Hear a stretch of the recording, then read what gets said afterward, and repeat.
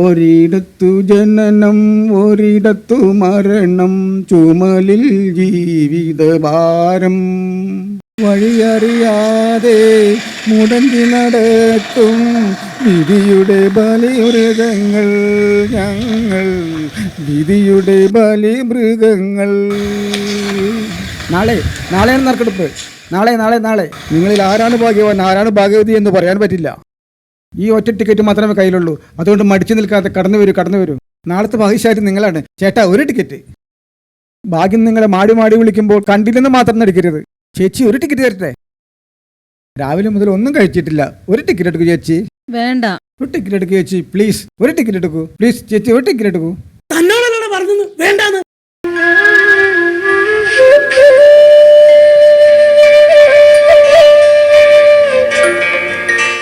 നാളെയാണ് നറുക്കെടുപ്പ്. ഒരിടത്തു ജനനം ഒരിടത്തു മരണം, ചുമലിൽ ജീവിതഭാരം. നാളെയാണ് നറുക്കെടുപ്പ്. ഒരു ടിക്കറ്റ്. ഈ യാത്ര തുടങ്ങിയ ദേവിയുടെ നിന്നോ, ഇനിയൊരു വിശ്രമം ഇവിടെ ചെന്നാൽ മോഹങ്ങൾ അവസാന നിമിഷം വരെ, മനുഷ്യബന്ധങ്ങൾ ചുടലവരെ.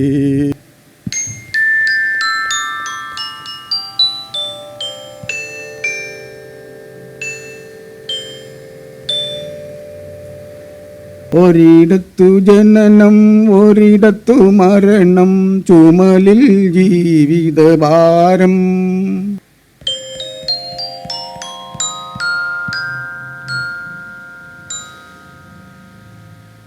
രാവിലെ മുതൽ ഒന്നും കഴിച്ചിട്ടില്ലേ? എൻ്റെ കയ്യിൽ ഒന്നുമില്ലല്ലോ തനിക്ക് തരാൻ. ഒന്നും വേണ്ട, ഇത് ശീലായി.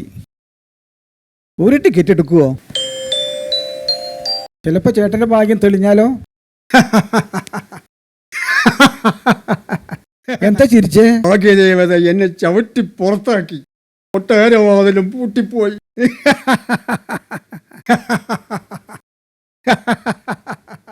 മനസ്സിലായില്ല. 22 വർഷം ഗൾഫിലായിരുന്നു ഞാൻ.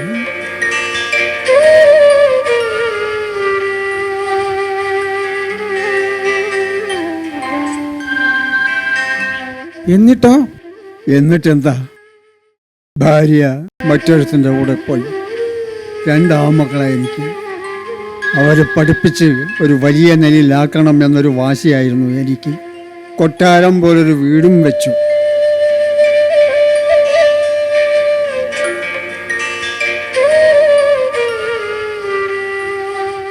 എന്നിട്ട് മക്കളെ 2 കല്യാണം കഴിപ്പിച്ചു.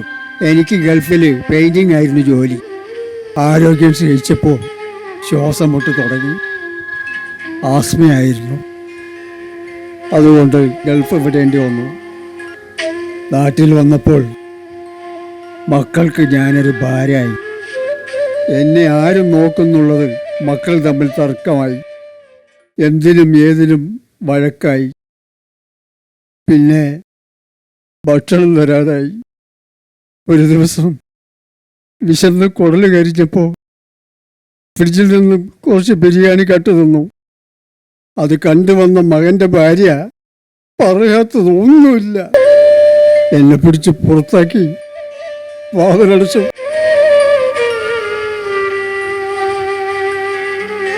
പിന്നെ അവിടെ നിന്നില്ല, ഇറങ്ങി നടന്നു. ഇപ്പോ ഇതാണ് എൻ്റെ വീട്. ആരോടെങ്കിലും കൈ നീട്ടിയാൽ എന്തെങ്കിലും തരും. അതുകൊണ്ട് ഭക്ഷണം കഴിക്കും. രാത്രി ഇവിടെ കിടന്നുറങ്ങും.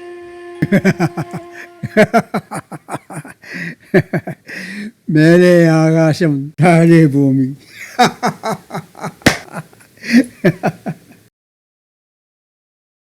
ആത്മഹത്യ ചെയ്യാനുള്ള പേടി കൊണ്ടാ ഈ നരകത്തിൽ ജീവിക്കണേ. തനിക്ക് ഇനി ഒന്ന് കൊന്നു തരാൻ പറ്റുമോ?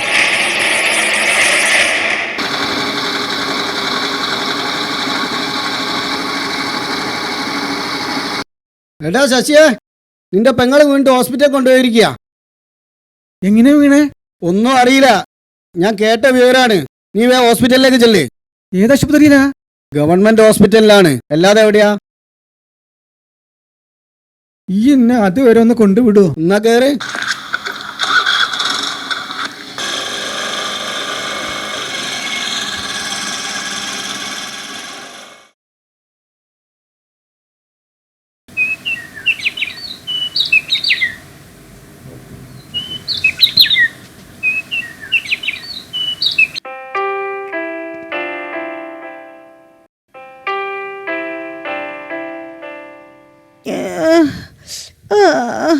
അയ്യോ എൻ്റെ അമ്മേ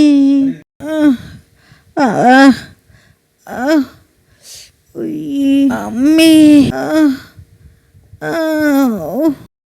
അയ്യോ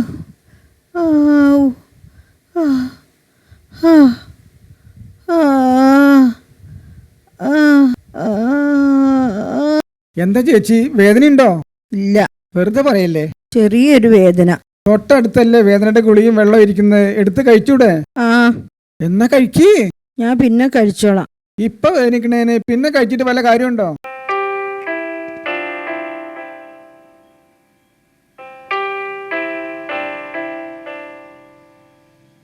ഗുളിക കഴിഞ്ഞാ പറയണ്ടേ?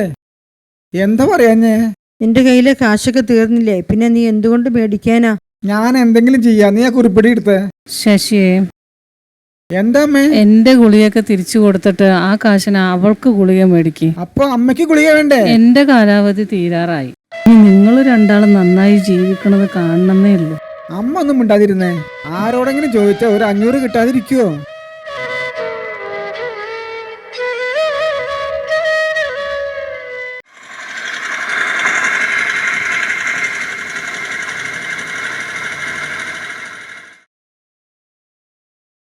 ശശി, ആ ഇറങ്ങി വാടാ അങ്ങോട്ട്. ആ സുന്ദരേട്ടാ വരെ. നീ ആ ലോട്ടറി കടയിൽ നിന്ന് ടിക്കറ്റ് പോയി കാശ് കൊടുക്കാതെ മുങ്ങിയല്ലടാ. അയ്യോ, ഞാൻ നീ ഒന്നും പറയണ്ട, നിന്നെ കൈയോടെ പൊക്കാനാ രാജേന്ദ്രൻ പറഞ്ഞത്. സുന്ദരേട്ടാ ഇതിൽ കേറണോ അതോ ഞാൻ തൂക്കിയെടുത്ത് കൊണ്ടോണോ? വേണ്ട, ഞാൻ വരാം.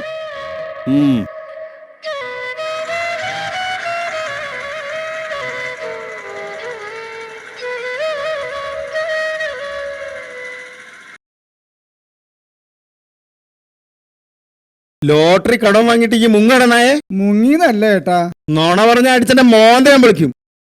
പെങ്ങള് വീണ് കാലൊടിഞ്ഞ് കിടക്കുക. ദാഹിച്ച ഇത്തിരി വെള്ളം കൊടുക്കാൻ പോലും ആരുമില്ല. അതുകൊണ്ടാ ഞാൻ വരാഞ്ഞ്. എന്നാ വിറ്റേന്റെ കാശും ബാക്കി ടിക്കറ്റും തിരിച്ചേൽപ്പിക്കണ്ട. ആശുപത്രിയും മരുന്നും ഒക്കെ ആയി ആ കാശ് ചെലവായി ഏട്ടാ. അപ്പൊ കാശും പോയോ? തരേ ഏട്ടാ. എങ്ങനെ? ഇക്ക് കമ്മീഷൻ കിട്ടുന്ന കാശിന്ന് കുറച്ച് പിടിച്ചാ മതി. അതിന് അനക്കെന്ത് കമ്മീഷനാ? ടിക്കറ്റ് വിറ്റാ കിട്ടണ. ഇനിയും ഞാൻ എനക്ക് കടം തരണോ? പോയേ മനുഷ്യനെ മെനക്കെടുത്താതെ. ഏട്ടാ, ഒരു 10 ടിക്കറ്റ് തരണം. ഇതൊന്നും ഇന്ന് നിനക്കെടുക്കുന്നു. വൈകിട്ട് തന്നെ ഞാൻ കാശ് തരാം. എന്നോടല്ലേ പറഞ്ഞത് പോവാൻ? അങ്ങനെ പറയില്ല ഏട്ടാ. സുന്ദരൻ അവനെ ആട്ടിവിട്. വേറെ വഴിയില്ല സുന്ദരേട്ടാ. 5 ടിക്കറ്റെങ്കിലും തരാൻ പറ. എന്നോട് പോവാനല്ലോടോ പറഞ്ഞേ? നിന്റെ ഗതികേടോണ്ടാ, സഹായിക്കണം. എന്നോട് പോവല്ലേ പറഞ്ഞു? സുന്ദരേട്ടാ, പോ. വേണ്ട സുന്ദരേട്ടാ, എന്നെ ഒന്ന് ചെയ്യല്ലേ. എന്നാ പോ. എനിക്ക് ടിക്കറ്റ് വേണം. കിട്ടാതെ നീ പോവില്ല? ഇല്ല അമ്മേ.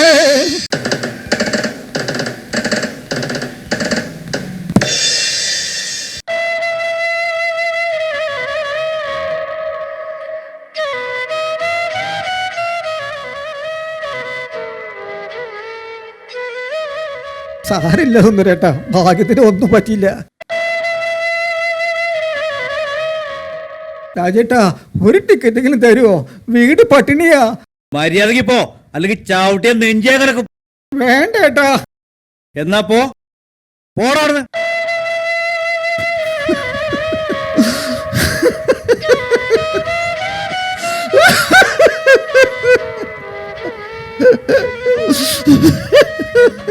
ഇവിടെ കിടന്ന് സീനുണ്ടാക്കാതെ പോ, അല്ലെങ്കിൽ ഞാൻ പോയിക്കോളാം.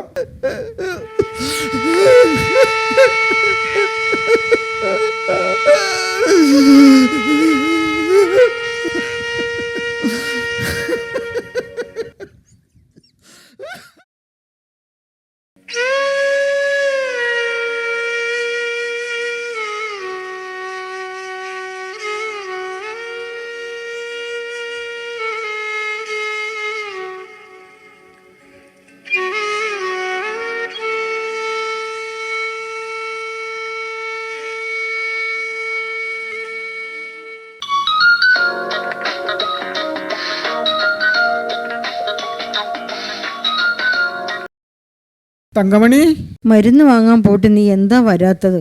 വരാൻ ഞാനേ. വേഗം വാ, എനിക്ക് വേദന സഹിക്കാൻ വയ്യ.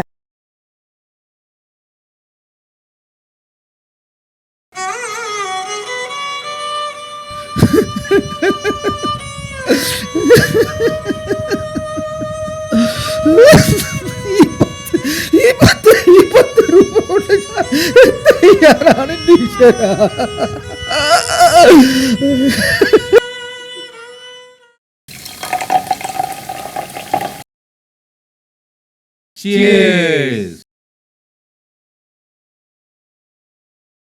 പുത്തനാലകലെ വേലക അവള് വരുണ്ടോ?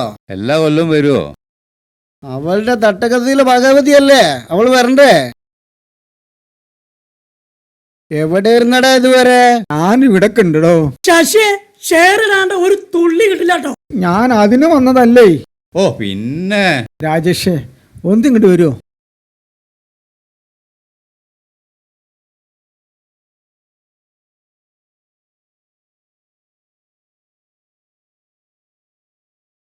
എന്തേ കാര്യോ? ഈ ശരീരം വെച്ച് എനിക്ക് ആരും ജോലി തരില്ല.